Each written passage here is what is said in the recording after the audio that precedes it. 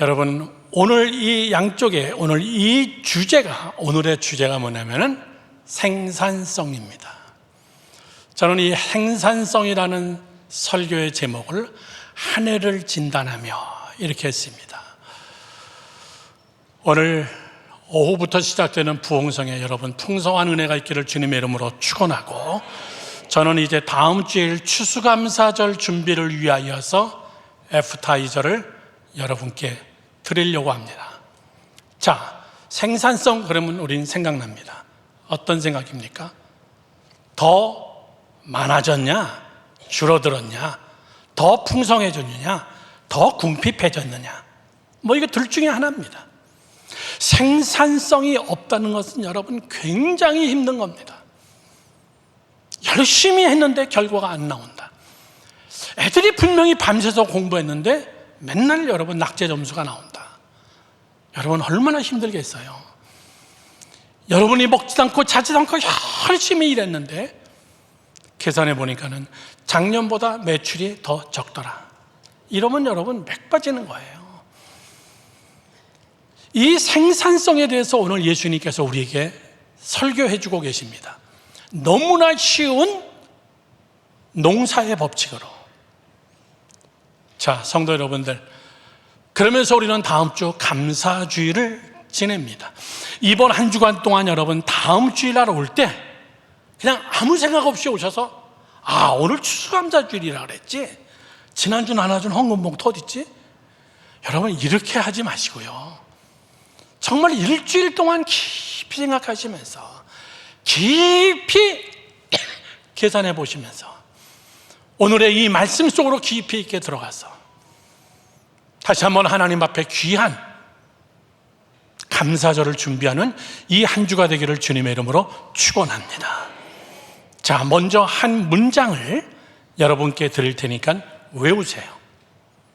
다 같이 한번 앞에 있는 글씨를 한번 읽어봅시다. 시작.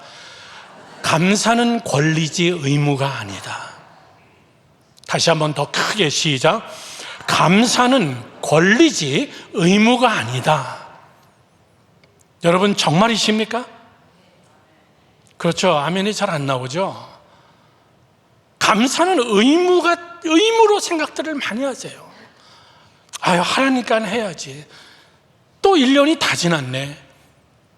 난 감사할 게 뭐지? 자꾸 감사하라 그러니까. 우리도 애들한테 그러지. 이놈의 자식아 감사해. 이놈아 감사해. 내년도에 우리가 교회 어린이 영어부 학생들 데리고 어린이들 데리고 아프리카 갑니다. 얘네들한테는 충격일 거예요. 충격. 아주 충격을 주려고 제가 맘먹고 가는 거니까요. 어떤 위험한 충격을 이야기하는 게 아닙니다. 세상에는 이렇게 사는 애들이 있구나. 아프리카 학교는 이렇게 공부하는구나. 이런 데서 한국 선교사님이 오셔서 이렇게 복음을 증거하는구나. 여러분 그 충격이 걔네들의 삶을 지배할 거라고 저는 믿어요. 그러면 감사는 뭡니까? 의무가 아니에요. 이렇게 해야 된다니까 하자. 억지로 한번 짜내보자. 뭘 감사할까? 그건 다 우리가 어려서부터 너무나 여러분들이 감사를 의무로 배워왔기 때문에 그래요. 감사는 권리입니다. 이건 내가 누려야 될 특권이에요. 왜? 감사하는 자들에게 하나님은 복을 주시겠다 그랬어요. 감사하는 영혼에게 더 풍족한 것을 공급하신다고 분명히 이야기하셨습니다. 그러면 이게 어떻게 여러분 의무입니까? 권리죠. 자, 감사만 그럴까요? 유사한 이야기죠. 같은 얘기입니까? 여러분 예배는 의무입니까? 권리입니까? 야리꾸리하게 대답하지 마시고요. 예배는 의무입니까? 권리입니까? 초신자들에게는 의무예요. 믿음이 없는 자들에게는 의무입니다. 모르지만은 주일날엔 교회 나와야 되니까 가자. 우리 교회 학교 애들 여러분 성령 충만해가지고 주일을 사모해서 그렇게 안 옵니다. 그냥 자는 거 깨워가지고 의무로 시작을 해요. 주일날은 교회 가는 거야. 저는 평생 주일을 범해 본 적이 없습니다. 저희 아버님이 그렇게 훈련시켰기 때문에. 다리를 다쳤어요. 토요일 날 걸을 수가 없습니다. 그래서 저는 딱 생각했어요. 내일 교회 안 가도 되겠구나. 그랬더니 주일날 아침이 되니까 저를 번쩍 안고서 구루마를 꺼내와가지고 구루마에다가 앉혀가지고 교회까지 가거든요. 그리고 거기다가 딱 내려놓더니 맨 앞자리에 앉혀놓고 예배 끝나면 올게. 저는 그때 딱 결단했어요. 우리 아버님이 살아계시는 한 죽어도 가는 거다, 이거는. 장 목사님이 뉴욕에 오셔서 붕해할 때 우리 교인들이 외웠던 거예요. 화장실 갈 힘만 있으면 교회 나와라. 화장실 갈 힘만 있으면. 의무로 시작해요. 그러나 제가 죽을 때까지 의무로 산다 그러면 여러분, 저는 철이 없죠. 한심한 인간이죠. 권리죠. 야, 예배 드릴 수 있다는 것은 권리다. 주일날 내가 하나님 앞에 나올 수 있는 것은 권리다. 전지전능하신 하나님을 향하여 내가 아버지로 고백하면서 찬송하고 내가 기도할 수 있는 것은, 이건 엄청난 권리다. 여러분, 다음 주일날 여러분 엄청난 권리의 날이에요. 그렇게 준비하시기를 주님의 이름으로 축원합니다. 자, 이 생산성이라는 단어는요, 농사에서 나오는 이야기예요. 그러나 예수님은 농사로 설명하지만은, 당시에는 여러분 농사 목축업밖에 없었지만은, 지금 여러분들의 모든 사업을, 모든 비즈니스를, 여러분의 가정을, 여러분의 자녀를, 우리 젊은이들은 여러분의 미래와 여러분의 비전을, 모든 것을 다 이 생산성이라는 것에다가 집어넣고, 농사의 법칙에 집어넣고 여러분 깨닫기를 축원합니다. 자, 먼저 세 가지 질문을 합니다. 첫째, 농사의 법칙을 알라, 그 얘기예요. 다 같이 시작. 농사의 법칙을 알라. 여러분 모릅니까? 다 압니다. 아는데 내 삶에는 적용 안 해요. 그거는 농사의 법칙이다, 이렇게만 생각합니다. 그건 농부들에게만 있는 일이다, 이렇게 생각해요. 농사의 법칙을 알라는 것은, 조금 여러분 좀 어려운 단어를 써서 죄송한데요, 세 가지의 불변의 변화가 이 안에 있습니다. 엄청난 변화가. 첫 번째, 개체의 변화입니다. 저건 무슨 말이지? 목사님 설교 너무 어려워. 개체의 변화. 씨앗이라는 개체를 심었는데 사과라는 개체로 바꿔 가져오는 거예요. 이건 변화입니다. 벼라는 개체를 심었는데, 풀포기 몇 개 심었는데 수많은 쌀과 밀과 보리와 이런 걸로 나와요. 개체의 변화입니다. 그래서 예수님은 또 그걸로 설교하십니다. 하늘의 밀이 땅에 떨어져서 썩지 아니하면, 왜? 썩어야만 개체가 변화되거든요. 썩어야만 개체가 변화되거든요. 죽어야만 되는 거거든요. 제가 어저께 책을 읽다가 제 노트 속에서 발견한 거예요. 사람이 죽는 법을 모르는데 사는 법은 어떻게 알겠어요? 예수님은 계속 죽으라 그럽니다. 우리는 안 죽으려고 그러고 사는 법만, 어떻게 하면 잘 살까, 어떻게 하면 잘 살까, 어떻게 하면 잘 살까, 잘 사는 법만 배우는데, 예수님은 죽는 법부터 얘기해요. 뭐 죽어야 돼. 죽는 법도 모르면서 자꾸 살려고 하니까는 사는 게 뭔지 모르는 거예요. 농사의 법칙에, 여러분 하나님이 창조한 이 땅의 모든 흙 속에, 그 안에 있는 불변의 법칙의 제1번은 개체의 변화입니다. 여러분 믿으셔야 돼요. 조금 더 설명합니다. 여러분 네모난 거 심었는데 세모난 게 나오고 별 모양이 막 나와요. 여러분 기도를 심었는데 내가 기도하지 않은 엉뚱한 것들이 막 열매가 맺습니다. 우리 매주 화요일마다 우리 전도부에서 전도 참 열심히 하십니다. 팝콘 기계 들고 나가서 여러분 전도하시고, 그러면 그 자리에서 지나가는 사람이 팝콘 먹고 그 자리에서 회개하면 얼마나 좋아요. 안 그러거든요. 그냥 팝콘만 받아가요. 그리고 또 와요. 팝콘 조금 더 달라고. 예수 믿기는커녕. 그러나 천만의 이야기예요. 이쪽에서 전도해도요, 새신자는 저쪽에서 와요. 아멘 하세요. 여러분들이 지금 소득이 확 없어도 내 자녀들에게 소득이 확 올 수가 있습니다. 개체의 변화 때문에 그렇습니다. 여러분들이 봉사를 심으면 건강이라는 개체로 하나님이 우리에게 주십니다. 여러분이 심는 것들이 꼭 여러분의 입맛대로, 여러분의 모양대로, 그거는 마치 뭐와 똑같냐면은 씨앗을 심었더니 가을이 돼서 캐보니까는 이 씨앗이 이만한 씨앗이 됐더라. 그거 어디다 쓰겠어요? 그런 법칙은 있지도 않지만은 이 개체의 변화에 대해서 우리가 무지합니다. 꼭 그렇게만 돼야 돼요. 꼭 그렇게만 열매가 나타나야 됩니다. 그렇지 않습니다. 자연의 법칙입니다. 하나님의 법칙입니다. 농사의 법칙의 두 번째는 형체의 변화입니다. 개체의 변화 다음에 형체의 변화예요. 요따만한 거 심었는데 여러분 이상하게 싹이 나고 꽃이 피고 열매가 맺는데 엄청난 형체들이 나오는 거예요. 수십만 수백만 가지의 형체들이 나오는 겁니다. 사과도 나오고 배도 나오고 참외도 나오고 수박도 나오고 음식도 나오고, 여러분 동남아시아에 가면 생전 먹어보지도 못했던 처음 보는 과일들 엄청나게 많잖아요. 그런데 씨앗은 다 거기서 거기에요. 여러분들 신앙생활하면서 농사를 지으면서 가정의 농사, 자녀의 농사를 짓고 우리 예수마을교회 44년의 세월이 지나 이제 차세대 리더자가 오셔서 차세대 또 우리 또 목회를 시작할 때에 형체의 변화가 나타나야죠.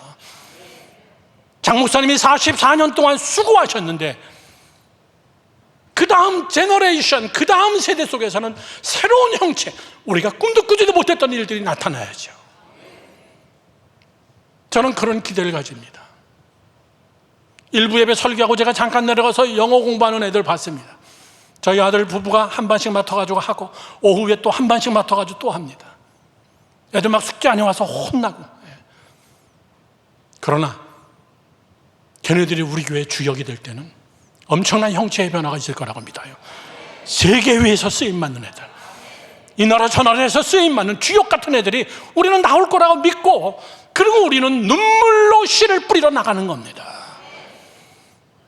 이것이 두 번째죠. 다 아는 얘기죠. 우리가 거기다 적용을 안 했을 뿐이죠. 세 번째 변화는 수량의 변화입니다. 수량의 변화. 하나 심었더니 하나가 났더라. 그건 여러분 뭔가 문제 있는 밭입니다. 그런 농사는 세상에 없어요. 하나 심었더니 두 개 났더라. 가서 사다 먹죠, 차라리. 여러분 1년의 농사는 어떻습니까? 오늘 예수님은 얘기합니다. 개체가 변화되어지고 형체가 변화되어지고 가을이 되고 추수하고 걷어들이니까 30배, 60배, 100배가 되더라. 여러분 100배만 됩니까? 조그만한 뭐 하나 심었는데 거기서 여러분 엄청난 쌀이 나오는데 그 쌀 하나씩 다 쉬어보세요. 100개인가요? 수백 개, 수천 개가 나옵니다. 이게 수량의 변화입니다. 수량의 변화예요.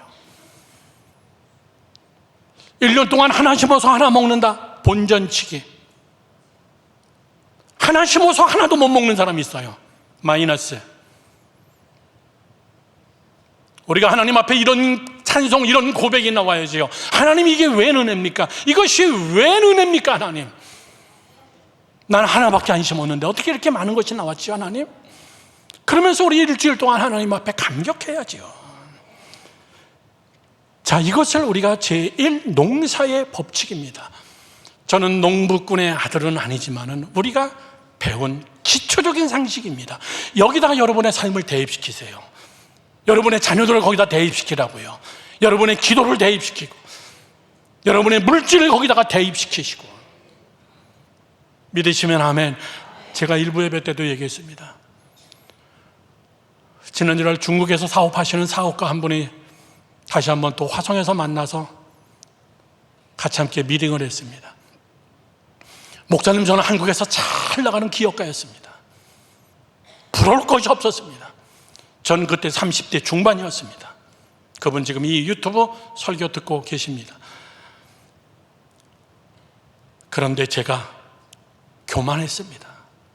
세상에서 제일 무서운 것은 다듬어지지 않은 사람이 돈 많이 버는 게 제일 무서운 벌이라는 거예요. 준비가 안 된 사람이, 인격적으로 준비가 안 된 사람이 김영석 교수님 100세가 넘어서 책을 쓴 그 책 1페이지에 사람은 얼마만큼 돈을 벌어야 되나 뭐라고 나왔죠? 인격만큼만 벌면 된다. 안 그러면 망한다. 인격은 꽝인데 돈이 엄청나게 많다. 반드시 그 자손까지 망해버려요.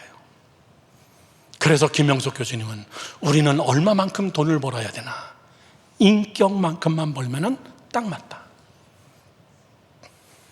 여러분이 아직 하나님의 말씀으로 기도로 변화가 안 됐는데 하나님 이만큼의 돈을 주세요.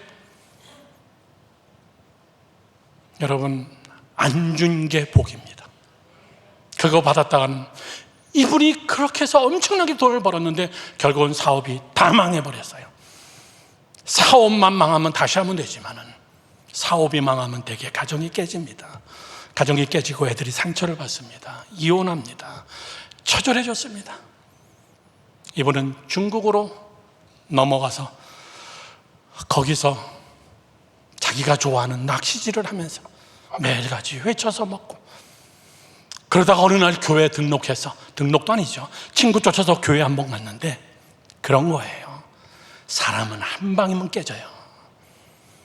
한 방이면.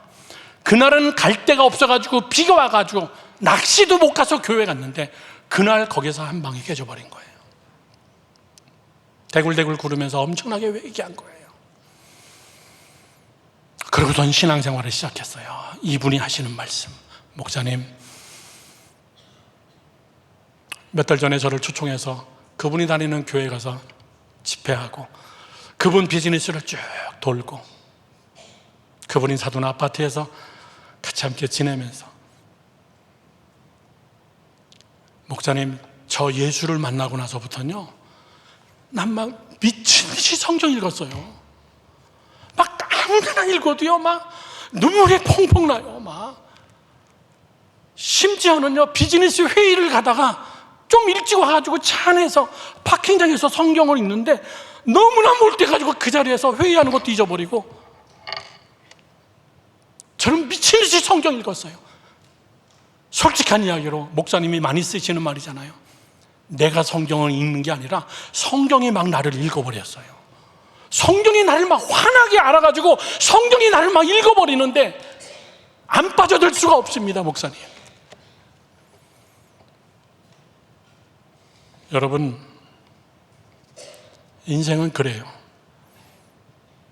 몇 주 전에 가서 이야기한 거는, 목사님 선교에 제가 열심히 돕고 있지만은 더 돕고 싶어요.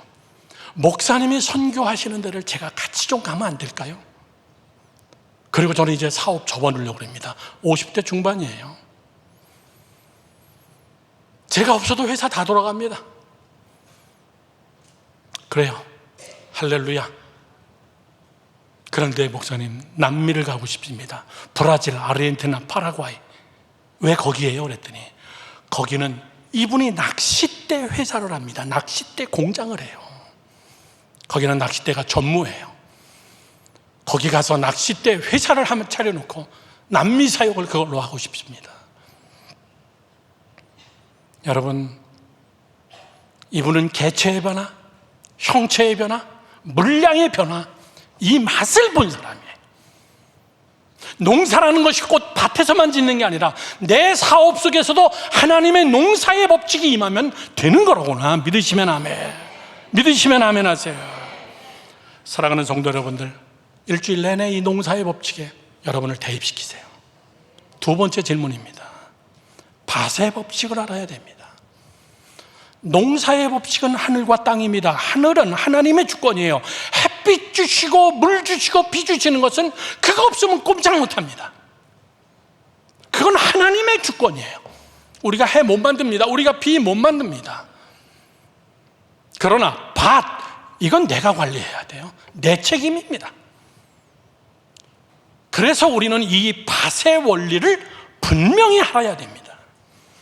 이 밭에 대해서 오늘 예수님이 집중적으로 우리에게 설교하신 말씀은 우리가 어렸을 때부터 들어서 너무나 잘 압니다. 길가가 있고 돌짝밭이 있고 그 다음에 가시덤불이 있고 네 번째는 옥토가 있습니다. 나는 그 중에 어느 밭인가 라고 할 때 어느 분은 사관왕이세요. 상관왕이시고. 그런데 우리는 이 설교를 목사님이 할 때마다 나하고는 상관없다라고 생각해요. 나는 주일날 교회에 와서 설교를 듣고 예배를 드리는 사람이다. 나는 신앙인이다. 나는 목사님과 같이 함께 이 교회에서 정말 오랜 신앙생활했다. 그런데 이상하게 생산성에서는 여러분 좀 창피해요. 생산성에 대해서는 이상하게 떨어집니다. 나는 왜 요거밖에 안 될까? 내 믿음은 왜 요거밖에 안 될까? 우리 애들은 왜 요거밖에 안 될까? 우리 사업은 왜 요거밖에 안 될까? 그것 때문에 굉장히 여러분 힘들어하면서 예배의 자리는 지키고 있습니다. 잘하셨습니다. 오늘 저는 이 밭에 대하여서 옥토는 얘기할 거 없습니다. 세 가지의 밭. 첫째, 길가입니다. 나는 뭐 길가는 아니다. 여러분, 우리 세밀하게 점검해 보시기 바랍니다. 저를 보세요. 길가는 사람들이 밟아가지고 만든 게 길입니다. 사람들이 거기로 다니게 만들어 놓은 게 길이에요. 즉 쉬운 얘기로 우리가 생산성이 떨어지는 것은 여러분의 마음에, 삶에, 믿음에, 여러분의 신앙생활에 너무나 많은 사람에게 짓밟혔어요. 짓밟혀서 굳어버렸어요. 누가 뭐라 그러면 거기에 홀깃하는 겁니다. 누가 뭐라 그러면 인터넷에 뭐라고 써 있으면 담임 목사님이 선포하는 말씀보다 그게 더 우선이에요. 목사님의 말씀이 맞나 틀리나 들어가서 인터넷으로 검색해요. 지금도 검색해요. 예배 드리면서도 검색해요. 우리 청년들에서 설교할 때는요 정확해야 됩니다. 애들 그 자리에서 검색합니다. 이거가 맞나? 틀리나? 사랑하는 성도 여러분들, 교회에 앉아있어서 신앙생활을 하지만 너무나 많이 밟혔습니다. 세상의 가치관이 밟혔어요. 세상의 방법이 맞는 것 같습니다. 사람에게 밟혔습니다. 사기를 당했습니다. 맞는 것 같지가 않아요. 그런데 진짜 길은 사실 누가 만드냐면요, 대개 내가 나를 짓밟습니다. 내가 나를 짓밟아요. 이 말의 뜻이 뭐냐면요, 내가 판단해버리는 거예요. 내 생각이 우선이에요. 그래, 목사님의 말씀 맞다, 아멘이다. 그러나 아직은 내가 그렇게 못 산다. 그리고서 그냥 밟아버리는 거예요. 선포되어지는 말씀에 여러분이 깨져야 되는데 선포되어지는 말씀을 여러분이 깨버리는 거예요. 그냥 이 자리에서 그냥 깨버리는 거예요. 그가 여러분 길가예요. 앉아있으나 찬송을 하나 그냥 길가입니다. 여러분 생산성 떨어집니다.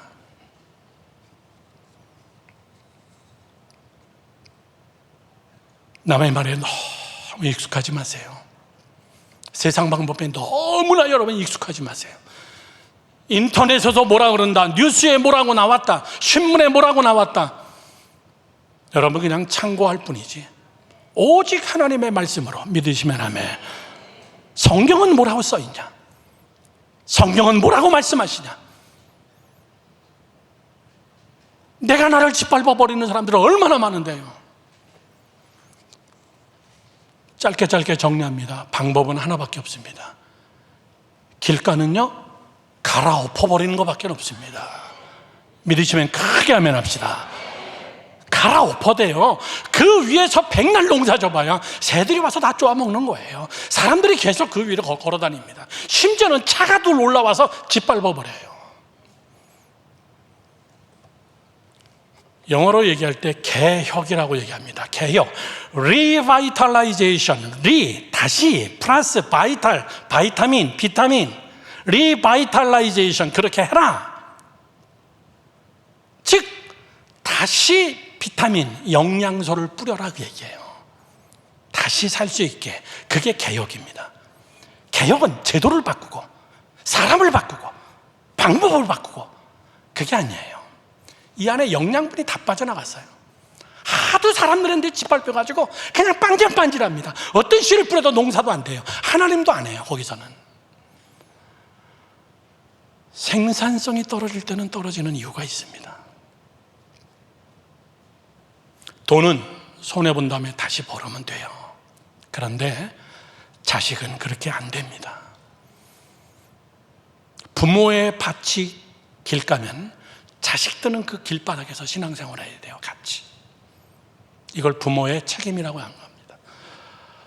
부모들이 어떤 옥토를 만드느냐, 부모들이 어떠한 농사를 짓고 내 다음 때에, 그 다음 때에 우리 자녀들이 그 위에서 어떤 열매를 먹어야 될 것인가, 내가 어떻게 추수감사절에 어떤 감사로 내가 하나님 앞에 나와야 될 것인가. 어떤 씨는 여러분 1년 있다가 걷어지는 것도 있지만 어떤 씨는 3년, 4년, 5년, 10년 있다가 내 자손이 먹는 거 있고 내 손주들이 먹는 게 있어요. 믿으시면 아멘 하세요.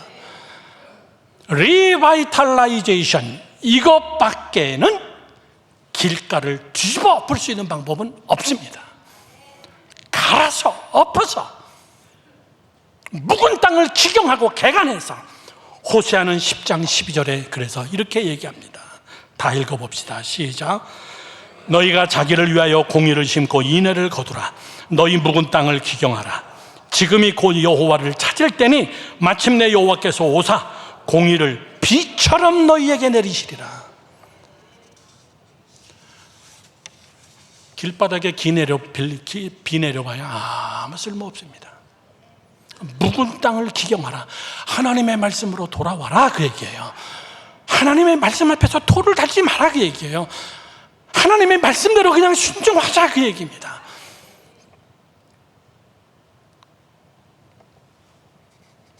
이걸 여러분 말씀이라고 얘기하잖아요. 하나님의 말씀으로 돌아가자. 호세아가 하나님께 돌아가자. 그들은 하나님께 돌아가지 않아 결국은 바벨론 포로라는 70년의 노예라는 쓴맛을 그들은 보면서 그때야 갈아엎어지기 시작합니다. 여러분이 스스로 하나님의 말씀으로 갈아엎지 않으면, 하나님이 갈아엎으면 여러분 인생 애들 말로 참 고로워집니다. 인생 참 쓴뿌리 먹고 사는 겁니다. 그래서라도 깨닫게 하시는 하나님이시죠. 그러나 여러분, 그런 삶을 원하세요? 자식들에게 그런 쓴뿌리를 남겨주고, 얼마나 여러분 이건 위험한 일입니까? 내 자식들에게 좋은 땅을 남겨줘야죠. 영국의 청교도 정신을 가진 크리스찬들이 영국에서 미국으로 넘어와서 그들은 하나님의 말씀에 집중하면서 미국 땅을 그들의 후손들에게 남겨줬습니다. 지금 여러분 미국을 당할 나라가 어디 있어요? 며칠 안 남았습니다. 대통령 선거. 미국 대통령 뽑는 겁니까?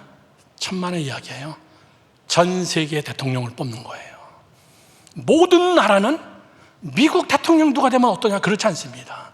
우리나라에 어떤 영향력이 올까?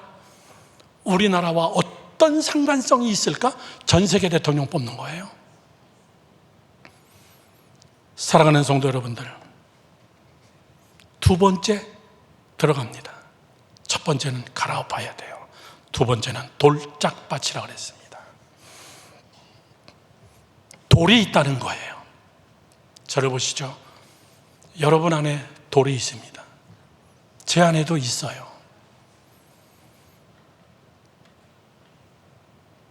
돌이 딱 있어가지고 어느 사람의 돌은 무슨 말하면 이 돌이 탁 튀어버립니다. 어느 사람은 이런 얘기하면요, 설교 시간에 꽉 튀어버리는 사람이 있습니다. 돌들이 있습니다. 그 돌은 다 똑같지 않습니다. 말씀이 뿌려져가지고 잘 자라는 것 같으나 오래 못 가요. 금방 시들어집니다. 돌짝밭 때문에. 돌이 그 안에 있기 때문에. 자, 예수님은 이 설교를 하시면서 사실은 여러분 너 좀 들어야 되겠다. 그게 누구냐면 유대인, 바리새파, 사두개파 사람들, 종교인들, 그들의 마음속에는 율법이라는 어마어마한 돌이 그 안에 있어요. 율법이라는 돌이 있어서 눈에는 눈, 이에는 이, 이방인들, 너희들은 버림받은 자손들, 너희들을 개같이 취급해도 돼. 너희들하고는 상종 안 해. 너희들하고는 밥도 안 먹어. 엄청난 여러분, 이 안에 돌들이, 유대인들에게는 율법의 돌이 꽉 차 있어요. 교만의 극치를 이룹니다. 그러니 예수님의 설교가 들어가겠냐 그 얘기예요. 결국 마지막엔 그 돌 꺼내가지고 그 돌로 율법을 어겼다고 예수를 쳐서 죽여버린 거예요. 십자가에다가. 종교인들은 종교인이 죽입니다. 그 마음속에 그 돌이 있기 때문에. 가룟 유다 엄청 정의로운 사람이에요. 소위 말해서 똑똑 플러스 정의. 근데 그거는 사실 돌이었어요. 다른 사람을 정죄하고 다른 사람을 비난하고 의롭지 못한 것들은 여러분 다 죽여버리고. 정의가 그런 건 아니거든요. 베드로는 너무나 정의로워서 너무나 정직해서 예수님께서 12제자의 재정부장을 시켰어요. 예수님, 오늘 저녁에 뭐라도 사서 제자들하고 드세요. 그러고 나서 돈을 주면은 그거 가룟 유다가 다 관리했어요. 그런데 먼 훗날 가룟 유다는 돈이 부족해서 그런 게 아닙니다. 그 안에 돌이 예수를 배반한 거예요. 저 인간은 아무것도 못하겠다. 나라를 구하기는커녕. 그래서 예수님 은삼십에 팔아버려요. 그런데 깨달아져요. 아, 이건 아니로구나. 이건 잘못했구나. 그러면 어떻게 하면 돼요, 여러분? 그러면 어떻게 하면 돼요? 여러분 같았으면 어떻게 하겠어요? 예, 늦었지만은 십자가에 피 흘리고 돌아가시는 예수님 앞에 나가서 무릎 꿇고 얘기하면 돼요. 주님, 제가 사단에게 쓰임 당했습니다. 제가 사단에게 속았습니다. 주님, 제가 죄를 졌습니다. 주님이 용서해 주세요. 충분합니다, 그거면. 그리고 남은 11 제자들이 모여서 숨어있고 무서워 떠는 그곳에 가서 미안합니다. 제가 제정신이 아니었습니다. 제가 잘못했습니다. 저를 제자에서 빼도 괜찮습니다. 그러면 되죠. 그런데 가룟 유다는 어떡합니까? 자기 안에 있는 정의의 돌을 꺼내가지고 너 같은 건 죽어야 돼. 그리고 혼자 자살해버리는 거예요. 죄송합니다. 잘난 사람들이 자살하지 못난 사람들이 자살 안 합니다. 부자들이 자살하지, 교만해서. 정치인들 중에서 자살한 사람들, 여러분 교만의 극치예요. 가룟 유다는 그 돌로 자기를 쳐서 죽여버린 거예요. 너 같은 건 죽여야 돼. 너 같은 건 살 자격이 없어. 회개가 없습니다. 결국 가룟 유다는 목매달아서 죽어버린 거예요. 그게 의일까요? 나는 교인들 중에서 가룟 유다 같은 사람 많이 봅니다. 난 예수님 판 적 없어요. 그 얘기를 하는 게 아니라 이렇게 할 바에는 관둬버리자, 이런 사람들. 그리고 교회를 떠나버려요. 이렇게 할 바에는 관둬버리자. 담임 목사님이 임명한 자기 직분 다 때려쳐버리는 거예요. 그거 가룟 유다입니다. 돌이 있어서 그래요. 여러분, 돌밭은 어떻게 해결해야 되냐면 따라하십시오. 용서. 시작. 용서. 용서해야 돼요. 용서로 이 돌을 빼내야 돼요. 제가 청년들하고 많이 설교하고 대화 나누면서 죄송합니다, 청년들의 마음속에 있는 돌들은 상당히 많은 부분 부모님들이 심어놨더라고요. 부모님들에게 받은 상처, 그 돌덩어리가 굉장히 커요. 우리 엄마 아빠 자기는 그러지 않으면서 나한테는 이렇게 하래. 자기는 그러면서 왜 나한테는 이렇게 하라 그래? 안에 돌들이 커요. 그걸 부모님들은 도리라고 생각하지 않고 막 얘기합니다. 막 행동합니다. 애들 안에 돌을 심고 있다는 걸 여러분 아셔야 돼요. 용서해야 됩니다. 내가 나를 용서해야 돼요. 내가 누군가를 앙심을 품지 마시라고요. 생산성 떨어집니다.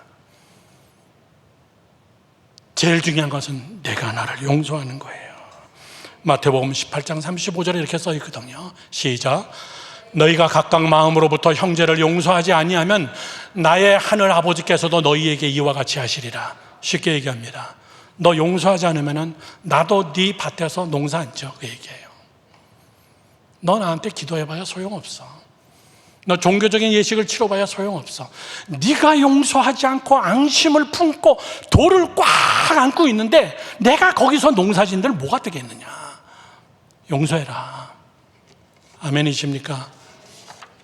따라하십시오. 용서는 그를 위해서 하는 게 아니라 나를 위해서 하는 거다. 아멘이십니까? 용서는 나를 위해서 하는 거예요. 내 마음의 밭을 위해서 하는 거예요. 마지막 세 번째, 가시덤불입니다. 가시덤불. 자라고 있는데 가시덤불로 인해 가지고 더 크게, 더 깊게 자라지 못하는 거예요. 죄송한 얘기지만은, 저도 목사지만은 인생은 다 가시덤불 속에서 사는 거예요. 가시덤불 몇 개 있다고 여러분 그렇게 눈물을 흘리고 그렇게 힘들어하지 마세요. 가시덤불은 죽을 때까지 다 있어요. 문제 없는 집 어디 있어요? 저 집 우아한 것 같습니까? 굉장히 부러워 보입니까? 깊이 있게 들어가서 한번 자세히 보세요. 말 못할 엄청난 아픔이 그 안에 있어요. 공평하신 하나님, 좀 가난합니까? 애들 공부 잘하잖아요. 튼튼하잖아요. 병원 한 번 안 가잖아요. 돈방석 위에 앉아있는데도 여러분 자녀들이 질병으로 고생하는 사람들 많습니다. 뉴욕에 있는 저희 교회의 길 하나 건너면 앞에 주시 호스피탈 유대인 병원이 있습니다. 유대인들이 지어놨으니 얼마나 잘 지어놨겠습니까? 일반인에게도 공개합니다. 그 주시 호스피탈이 세계적인 병원 중에 하나가 뭐냐면 칠드런스 호스피탈이에요. 어린이 병원은 탑입니다. 탑. 우리 교회 어린이들이 입원하거나 또는 우리 산부인과에 우리 집사님들이 애 낳을 때 신방 가보면요, 애들이 바글바글합니다. 소아과에. 그런데 그렇게 장애애들이 많아요. 그렇게 여러분 수술받은 애들이 많아요. 옷을 보면 가슴에 호치켓이 이렇게 찍힌 애들, 다 심장병 수술한 애들이에요. 태어난 지 2살, 3살도 안 돼요. 세상은 공평해요. 다 가시덤불이 있습니다. 왜? 이것은 성경에 써 있어요. 창세기 3장 17절에서 19절을 보겠습니다. 범죄한 다음에 하나님이 아담에게 이르시되 내가 내 아내의 말을 듣고 내가 네게 먹지 말라 한 나무의 열매를 먹었은즉 땅은 너로 말미암아 저주를 받고 너는 내 평생에 수고하여야 그 소산을 먹으리라. 땅이 네게 가시덤불과 엉겅퀴를 낼 것이라. 네가 먹을 것은 밭의 채소인즉 네가 흙으로 돌아갈 때까지 얼굴에 땀을 흘려야 된다. 너 그 가시덤불 엉겅퀴하고 싸워야 너 간신히 먹고 살아. 죄의 대가입니다. 이건 방법 하나밖에 없어요. 그때 잘라내는 겁니다. 그때 뽑아내는 거예요. 그때 여러분 더 크게 자라지 못하게. 문제는 내게 문제가 되지 않을 때는 그 문제는 내게 더 큰 문제가 아닙니다. 문제를 문제시화하지 않을 때는 그거 괜찮습니다. 그럴 수도 있지 이렇게 됩니다. 그러나 문제를 너무나 두려워하고 너무나 겁을 주려고 그러면 이 문제는 막 더 커지기 시작하는 겁니다. 가시덤불, 인생 오래 살아보신 분들 아시잖아요. 하나 해결되면 또 하나, 하나 해결되면 또 하나. 제거하지 않는다는 게 제일 큰 약점입니다. 자녀들, 청소년들, 어린이들 깊이 얘기해 보면요,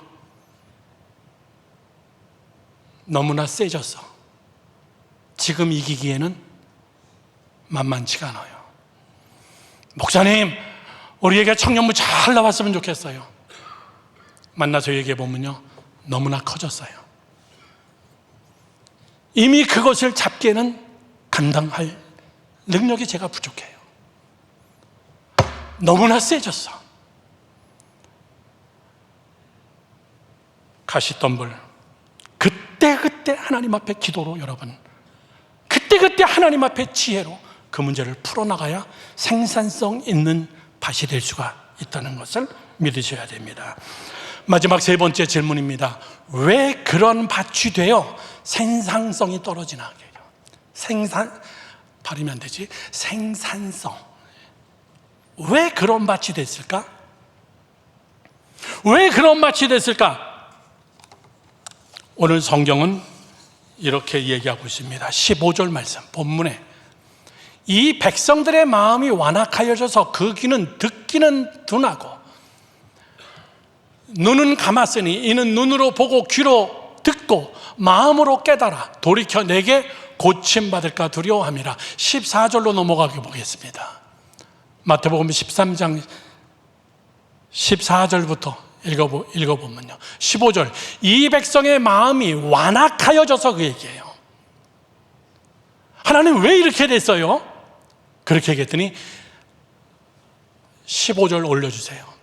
백성들의 마음이 완악하여져서 그의 귀에는 듣기는 들어도 깨닫지 못하고 눈은 있는데 다 감은 눈들이다. 그래서 길가가 돼버렸고 돌짝밭이 돼버렸고 그래서 가시덤불이 된 거야. 예수님의 설교의 결론입니다. 마음이 완악해서 그래.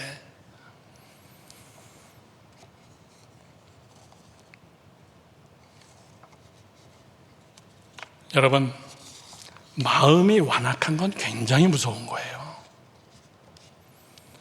제가 이거를 성경적으로 풀지 않고 세상적인 용어로 전문가들이 이야기하는 사람은 왜 완악해지나, 정신분석가, 상담 심리학자들이 이야기하는 완악한 증세의 10가지 특징. 여러분, 제가 10가지를 얘기하는데 내가 전과 몇 범인가를 찍어 보십시오. 나는 몇 가지인가? 첫째, 자아상실의 질병이 온다. 자아상실이 오면은 마음이 완악한 거다. 자아상실은 뭐예요? 자기를 잃어버리는 겁니다. 분수를 모르는 거예요. 교만합니다. 열등감을 가지고 경쟁과 시기 질투에 방향성을 모릅니다. 지금 내가 뭘 해야 될지, 지금 내가 몇 살인지, 지금 내가 어떻게 해야 되는 건지, 내가 부모로서 어떻게 해야 되는 건지, 이거 다 잃어버렸어요. 아니, 생각을 안 합니다. 그런 사람들을 뭐라 그래요? 저 사람은 아무 생각 없네? 이렇게 얘기하잖아요. 전문적인 용어로 좀 어렵게 자아상실, 멋있게 얘기했지만 아무 생각 없네, 이 병이에요. 행동하는 거 보니까 아무 생각 없네, 대책 없구만.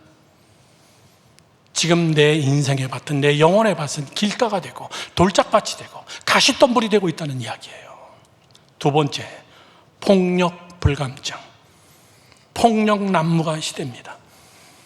아무 생각이 없기 때문에 납득과 대화와 이해와 생각, 이런 것을 떠나서 그냥 물리적인 힘으로 해결해 버리는 겁니다. 가정폭력, 성폭력, 학원폭력, 묻지마 살인, 언어폭력, 불평, 원망, 음주운전, 아무 생각 없어요. 그냥. 난 한국에서 이 음주운전 사고는, 음주운전은 매일 나오잖아요, 뉴스에서. 어쩌다가 한번 나오는 그런 뉴스가 이제 아니잖아요. 답답해요. 미국은요, 음주운전 하잖아요.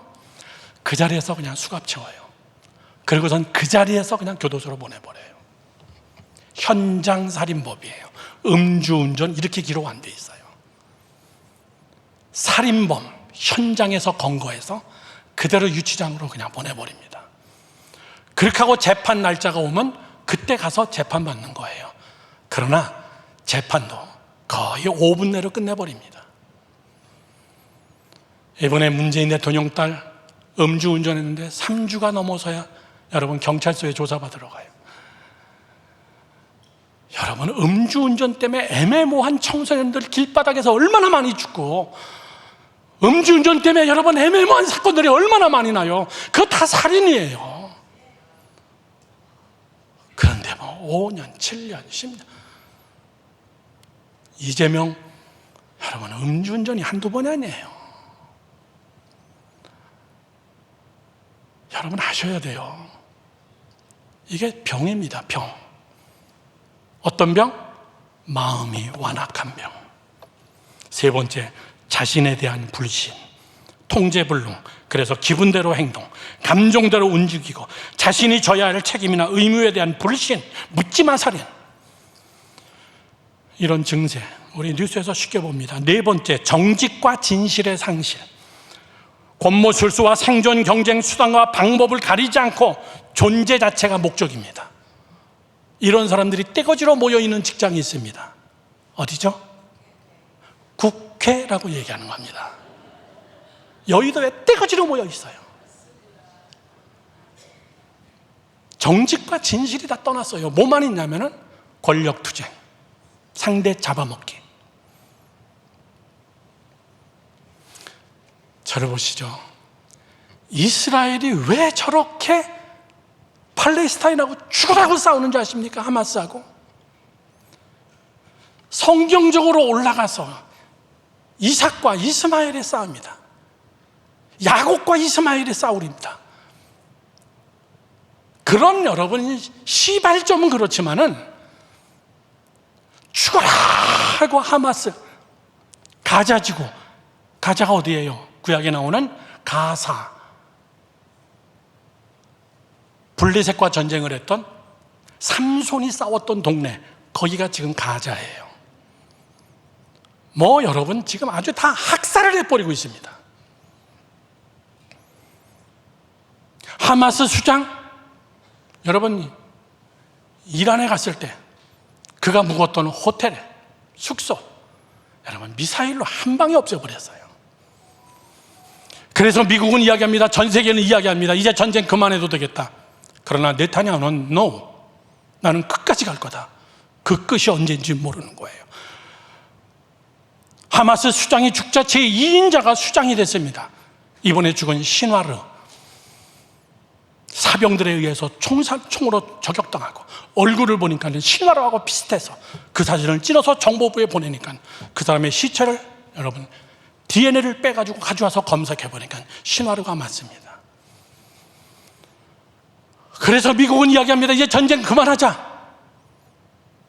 네타냐후는 no, 헤즈볼라도 없애야 된다. 요르단을 막 폭격하는 겁니다. 시리아를 폭격합니다. 이란은 이란대로 폭격합니다. 이스라엘은 이란하고 전쟁을 선포합니다. 여러분, 이란이 어떤 나라예요? 다니엘이 활동했던 나라예요. 그래서 지금도 이란 땅에 가면 다니엘의 묘가 있습니다. 에스게, 에스더, 모르드게, 이런 사람들이 활동했던 땅이 이란이에요. 메데, 바사 이렇게 써 있죠. 그러면 네타냐후는 왜 그러냐? 죄송합니다. 전쟁 나기 전에 네타냐후는 범죄로 인하여서 재판받고 마지막 결판이 남았을 때입니다. 그것이 뭐냐면은 이스라엘에서 부동산 투기와 부동산 불법으로 여러분 걸린 거예요. 마치 한국의 누구랑 똑같습니다. LH 사건으로 인해 가지고 절체절명의 위기에 있고 선거법 위반으로 재판을 받고 있고, 그러니 여러분 전쟁 끝나면 네타냐후는 가야 될 곳은 다시 재판에서 가지고 감옥 가는 것밖에 없어요. 죽기 살기 전쟁하는 겁니다. 전쟁 안 끝납니다. 왜? 자기가 살기 위해서. 국민이 죽건 포로로 끌려갔던 이스라엘 백성들이 어떻게 됐건 I don't care, 난 상관 안 한다. 조금만 건드리면 시리아 이번에 정면으로 폭격했습니다. 이 전쟁이 얼마만큼 갈지 몰라요. 왜 그렇습니까? 전쟁도 의로워야 돼요. 전쟁의 의미와 명분이 분명해야 됩니다. 세계의 역사는 누가 썼습니까? 군인들이 썼습니다. 이게 정치예요. 전 세계 모든 정치입니다. 마치 네타냐후를 보면 한국의 국회의원을 보는 것 같아요. 다섯 번째, 소유와 과욕으로 인한 파산. 감사하지 못하고 더 가지려 하고 뺏으려고 하고 가진 자의 횡포와 갑질이 판치는 이런 사람들을 보면 완악하구나. 여섯 번째는 책임 상실입니다. 자기에 대한 책임, 가정에 대한 책임, 크리스찬으로서의 책임, 교회로서의 책임, 직분자로서의 책임. 저는 다음 주일날 일부 예배 마치고 인도네시아 그리고 캄보디아로 들어갑니다. 보르네오 섬에 여러분 너무너무나 가난하지만 그 정글에서 목회하시는 우리 장 목사님도 보르네오 정글은 가보셨어요. 이름 없이 빛도 없이 정말 수고하는 목회자들 굉장히 많습니다. 그들은 세미나, 교육 이런 거 평생 받아볼 혜택이 없어요. 그분들 100명이 모여서 세미나를 합니다.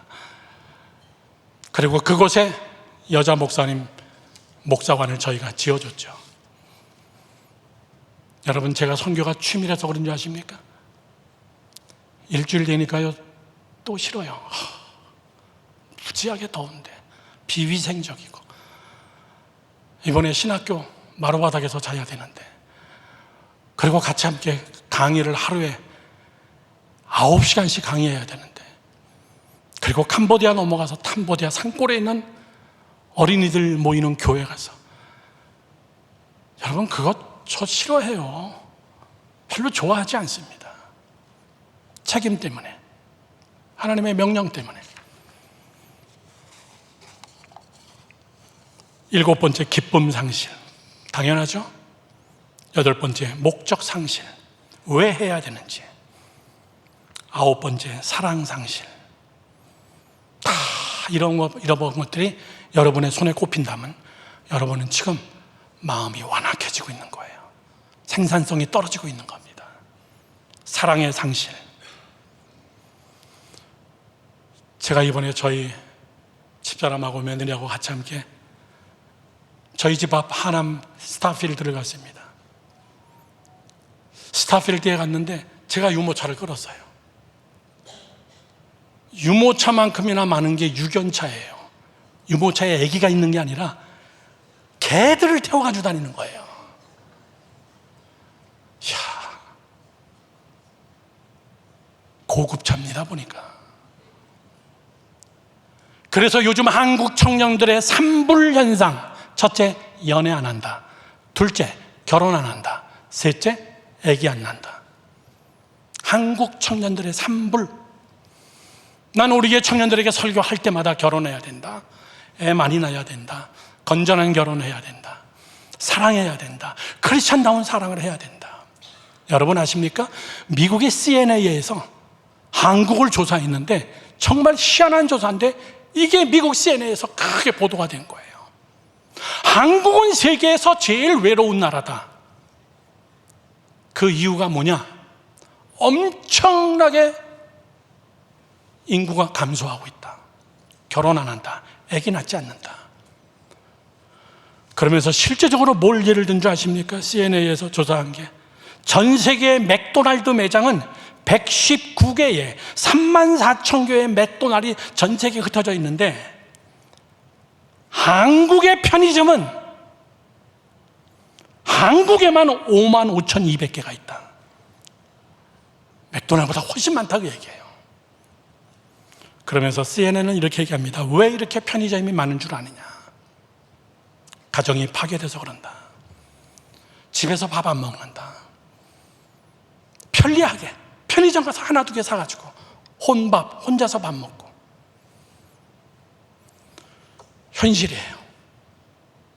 이거는 여러분 좀 유식하게 얘기하는 게 아닙니다. 사랑의 상실이에요. 인간관계를 안 하려고 합니다. 마지막 열 번째는 그래서 감사가 상실하게 되는 겁니다. 사랑하는 성도 여러분들, 한 번 옥토는 결론입니다. 한 번 옥토는 영원한 옥토일까? No. 여러분 옥토라고 자부하십니까? 그러나 그래서 여러분 기쁘죠? 그러나 한 번 옥토는 영원한 옥토가 아니라고 24절에서 25절에 이렇게 써 있습니다. 예수께서 그들 앞에 또 비유를 들어 이르시되 천국은 좋은 씨를 제밭에 뿌리신 사람과 같으니 사람들이 잘 때에 그 원수가 와서 곡식 가운데 가라지를 또 뿌렸다 이렇게 써 있습니다. 마귀가 사탄이 와가지고 길가에다 안 뿌린다 그 얘기예요. 그건 내가려도 그냥 죽게 돼 있어요. 여러분 사단은요 길거리 교인들하고 관심 없어요. 놔두면 다 죽어요. 생산성이 떨어져요. 사단은 가라지를 뿌리는데 돌짝밭에다 안 뿌려요. 뿌려봐야 소용없어요. 놔두면 죽어. 가시덤불 놔두면 됩니다. 그냥 죽습니다. 어디다 뿌린다고요? 곡식이 난 거기다가 뿌린다. 곡식이 난 거기다 뿌려가지고 농사를 깽판친다. 끈질긴 사단이다 그 얘기예요. 옥토라고 자부하지 마라 그 얘기예요. 믿으시면 크게 아멘 하세요. 우리는 죽을 때까지 이 싸움하는 거예요. 우리는 죽을 때까지 여러분 농사 싸움하는 겁니다. 다음 주에 일주일 동안 여러분 하나님 앞에 여러분이 여러분 스스로를 평가하세요. 하나님은 여러분보다 더 잘합니다. 여러분이 잘못 비생산적인 것은 반드시 그거 청산하지 않고 추수한 데를 또 해야 하나님 관심 없습니다. 저는 이번 추수감사를 여러분 추수감사절 헌금 봉투에다가 감사의 제목을 적으면서 그 밑에다가 더 적으세요. 하나님, 내가 이것 때문에 많은 열매 못 맺었습니다. 하나님, 내가 이런 죄로 인해 가지고 내가 참 척박한 땅에 있었습니다. 하나님, 내가 참 자식들에 대한 기대는 크면서 내가 그렇게 못 키웠습니다. 여러분, 회개의 예물을, 그러면서 감사의 예물.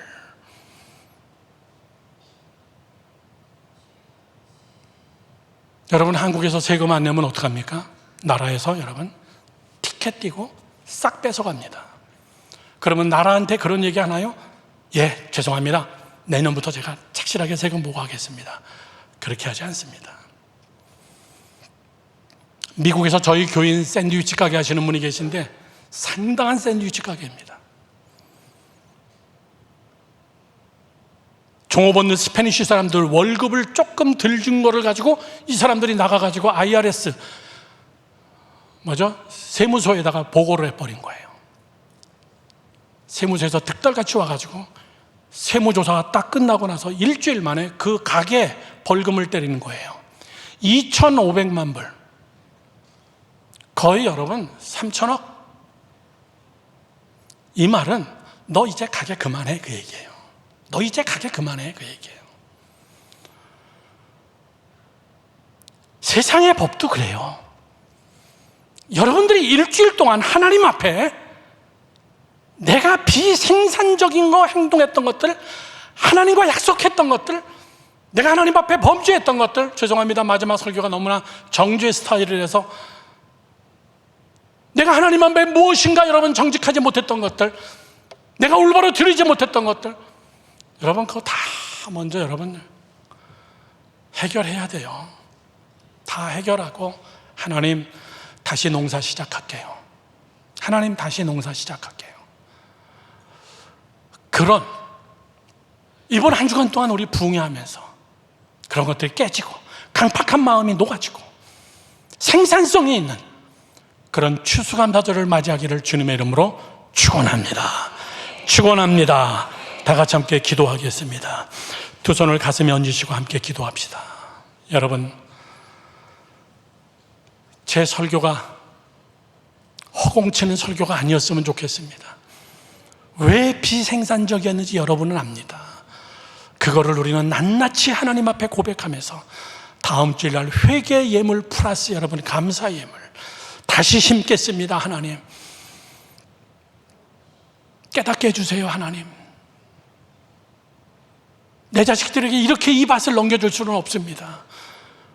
우리 시간 다 같이 함께 주님의 이름으로 한번 크게 부르고 우리 통성으로 합심해서 한번 기도하겠습니다.